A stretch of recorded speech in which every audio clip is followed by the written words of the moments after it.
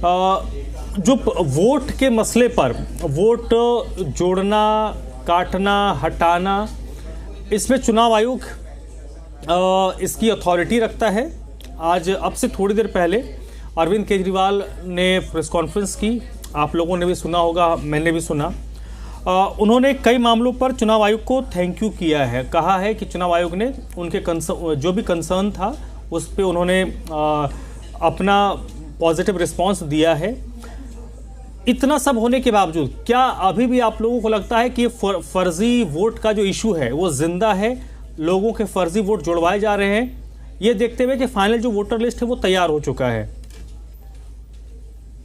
देखिए धर्मराज भाई, आम आदमी पार्टी जो चुनावी घोटाला दिल्ली के अंदर दिल्ली विधानसभा चुनाव में भारतीय जनता पार्टी कर रही है, उस पर लगभग हमने 20 प्रेस कॉन्फ्रेंस करी और हमारे जितने भी नेताओं ने प्रेस कॉन्फ्रेंस की, चाहे आदरणीय अरविंद केजरीवाल जी रहे हों, संजय सिंह जी रहे हों, सबने एक डिटेल रखा, खास करके चुनाव आयोग के सामने, देश के सामने, दिल्ली की जनता के सामने, कि किस हद तक भारतीय जनता पार्टी जाकर इस चुनावी घोटाले को अंजाम देने का काम कर रही है। और हर बार हमने इनकी चोरी पकड़ी।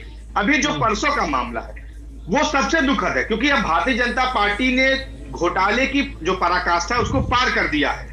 ये इतने नीचे गिर गए हैं इस चुनाव को जीतने के लिए या तिकड़म भिजाने के लिए, और हर बार हम इनका जो है चोरी पकड़ लेते हैं। ये लिस्ट जो कल जारी हुई आपने देखा होगा, जिसमें हमने ये बताया कि लोकसभा चुनाव में परवेश वर्मा जो सांसद रहे, अब 8 महीने से सांसद नहीं है, फिर भी उन्होंने अपना सांसद का जो आवास है उसको अवैध रूप से कब्जा करके 8 महीने से रखा है अपने पास। खैर, उस पते पर जब उनके सांसद रहते हुए मात्र 4 वोट था, तो दिल्ली नई विधानसभा में कैसे वो अचानक से 33 एप्लीकेशन आ गई? वहां पर सीपी जोशी जी जो भारतीय जनता पार्टी के सांसद है, राजस्थान के रहने वाले, उनके पते पर मात्र 3 वोट था लोकसभा चुनाव में, और अब नई एप्लीकेशन पड़ गई 28 वोटों के लिए। कमलेश पासवान जी केंद्रीय मंत्री हैं, सोचिए, 4 वोट था उनके पते पर, और अब नई लिस्ट में उनकी तरफ से एप्लीकेशन आती है कि 26 वोट यहाँ पर है, 26 वोट बढ़वाने की एप्लीकेशन आ जाती है। पंकज चौधरी जी हों, उनके पते पे भी लगभग 3 वोट थे, वहां भी 26 वोटों की बढ़ाने की एप्लीकेशन आ जाती है। तो एक बहुत बड़ी लिस्ट है जिसको आदरणीय अरविंद केजरीवाल जी ने उस लिस्ट को चुनाव आयोग के भी सामने रखा, कल बाकायदा चिट्ठी लिखकर जारी की और आज मुलाकात भी हुई।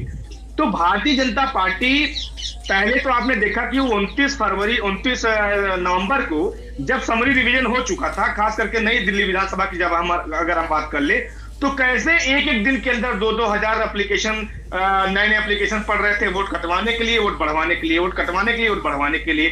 तो हमने इनको हर स्तर पर एक्सपोज कर दिया है। आज भाजपा इसीलिए झल्लाए हुए है। कभी वो शीश महल पे जाते हैं, उनको कमोड देखनी होती है, हम कहते हैं भैया चलो कमोड देखो, फिर वो कहते हैं नहीं हमको कमोड नहीं देखना।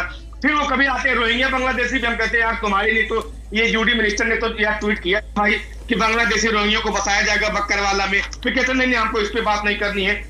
और अब जब हमने इनकी चोरी पकड़ी है कि किस तरीके से सांसद, केंद्रीय मंत्री, इनके बड़े बड़े नेताओं के पते पर अवैध वोट एक तरीके से फॉर्म भरवाए जा रहे हैं, वोट बनवाए जा रहे हैं लोगों के, तो भारतीय जनता पार्टी फिर से बिलबिलाई है। उसके पीछे बहुत सारे कारण हैं। एक कारण मैं आपको बता दूं कि ना दिल्ली के अंदर भारतीय जनता पार्टी के पास कोई नेता है, ना कोई नीति है, ना एजेंडा है। एक चेहरा इन्होंने गालीबाज के आगे किया था, उस पर हमने सवाल किया कि भाई अगर हिम्मत है तो सामने आकर बैठ के बात करो, रमेश बिधूड़ी बताएं कि उनका और भारतीय जनता पार्टी का दिल्ली की जनता के लिए क्या विजन है। वो भी बेचारे भाग गए दुम दबा के। तो दिल्ली की जनता ये बात समझ चुकी है कि अरविंद केजरीवाल जी ने जो गारंटी दी थी उसको उन्होंने पूरा किया, और आगे जो दे रहे हैं वो भी पूरा करेंगे।